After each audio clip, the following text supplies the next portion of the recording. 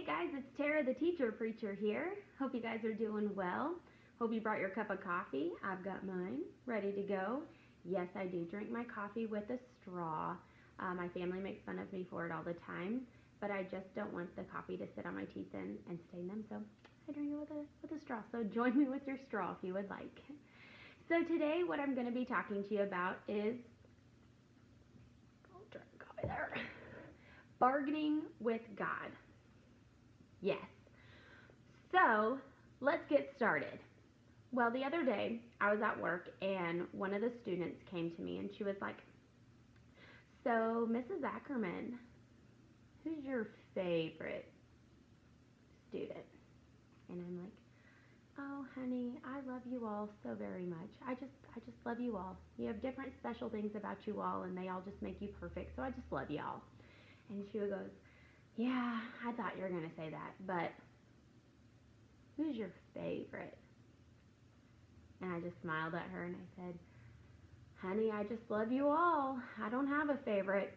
I just love you all." And she goes, "Well, I can tell you who my favorite is." And I said, "Oh yeah, who's your favorite?" You know, thinking definitely it's going to be me. Why would she even bring this up? It was my second grade teacher. She was so awesome. And I was like, "Excuse me, wait, what? Why would you even bring this up?" And she's like, "Well, she's just really nice." And I said, "Okay, well, first off, I'm like super competitive, so what do I have to do to be number one?" And she goes, "I'm so glad you asked. So, if you want to be my favorite teacher, all you have to do is just tell everybody in the classroom that I'm your favorite student." I'm like, "Excuse me, what?" And she goes, "But it gets better, Mrs. Ackerman. After you tell everybody in the class that I'm your favorite student, then I want you to go and post on Seesaw and tell all the parents that I'm your favorite student." And I was like, dang, this girl is good. And I'm like, no, I'm not going to do that at all. No. Hello. That would be awkward.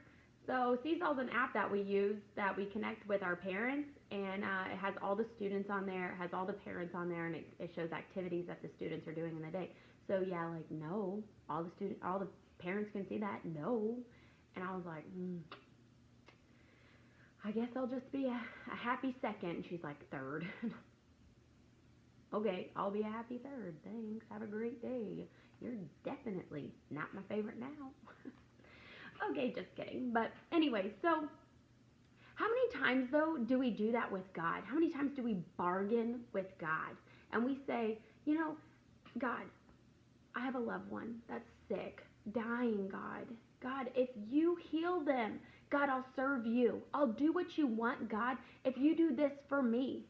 God, if you give me a child, God, I will serve you. You'll be everything to me. I'll give you the glory. I'll give you the praise. God, it's all yours. If you do this for me, I'll do this for you."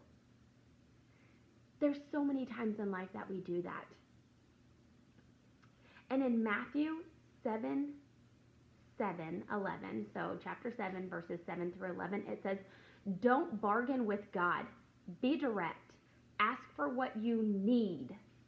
This isn't a cat and mouse hide and seek game we're in. If your child asks for bread, do you trick him with sawdust? If he asks for a fish, do you scare him with a live snake? As bad as you are, you wouldn't think of such a thing. You're at least decent to your own children. So don't you think the God who conceived you in love is even better? You know, God is God. He's beyond what we can think and what we can imagine. If we've challenged God or we bargain with God, we're putting limits on God. One thing to note about God is that he listens to every single prayer. You know, I think of that Garth Brooks song, like, "Sometimes I thank God for unanswered prayers." Love that song. But that's not true. God listens to all prayers, and they're not unanswered prayers. Just sometimes the answer is no. And to get that answer no, that's a hard answer to get because we can't see everything and we put those limits on God, we don't see what his plan is. And sometimes that no is to protect us. You know, I think about my own trials and my own hardships. And one of the hardest no's for me to understand right now is being barren, not being able to have kids. And don't get me wrong, I'm praising God and I thank God every day for the 2 children that he gave me through foster and adoption, and I'm praying for the second adoption. So if you would please join me to pray to adopt this second baby that we have, I would appreciate that. And I'm not going to ever downgrade the fact that God gave me those children. But as a woman, I would love to feel life inside me. I would love to be able to experience having a kid. I've wanted it my whole life. I've always been super into science, and so the fact that I could have an organism. Okay, first off, I can't stand that people are saying, oh, well, it's an organism. No, it's not. It's life. Let's just get that straight. Okay, sorry, getting off on a tangent. You know, that's how those science people think. Okay, no. To have life growing inside of me, oh my gosh. I mean, just an unimaginable, thing.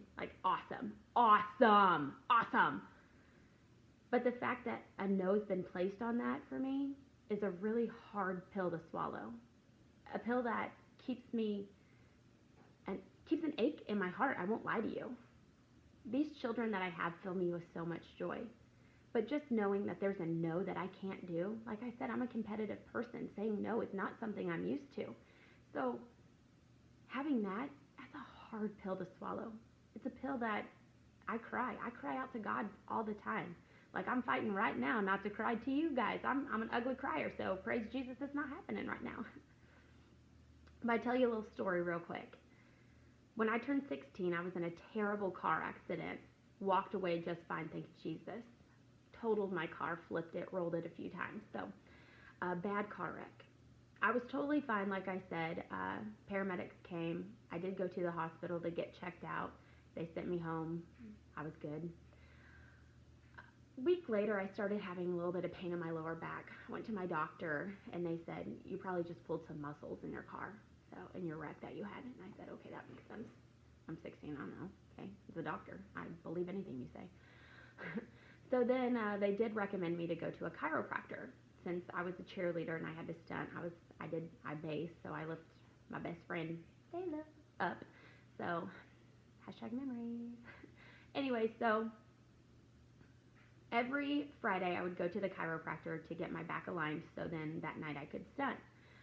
Well, I went to the chiropractor and they did an x-ray, and they found that actually in the lower part of my back where the pain was at, the bones are fused together. So when I was born, I didn't have those discs in between my bones and my back. So maybe, just maybe, because God is God and he knows all, his no is a protection to me. Because if I break that bone in my lower back, my spinal cord is instantly shown. It's instantly out, and I immediately will be paralyzed or die. I have nothing in that area to protect it. I don't have that flexibility from the disc. So from what I don't know, because I have the mind of a human and we think we know it all, but we don't, I put limits on God and I say, you're not giving this to me. Why? Why, God? I want it. You know I do. I bow down before you. I cry before you. And he said, baby, I'm not giving that to you because I love you and I protect you. And you could get really hurt just giving that. You could die and that child could. But I'm going to give you something so much better. And I'm here to tell you, he did.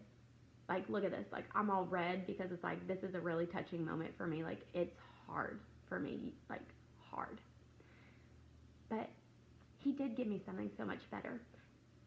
And it's not just something that's, it's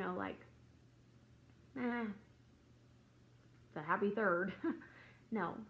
Reese has brought so much joy to my life. And when I thought that it was just Reese, I get a call out of nowhere, for Lily. And I had prayed for a healthy baby. And they said, our licensing worker told me, what you guys want is next to near impossible. These children are not going to come super healthy and perfectly fine. And you're definitely not going to get one that's all by himself.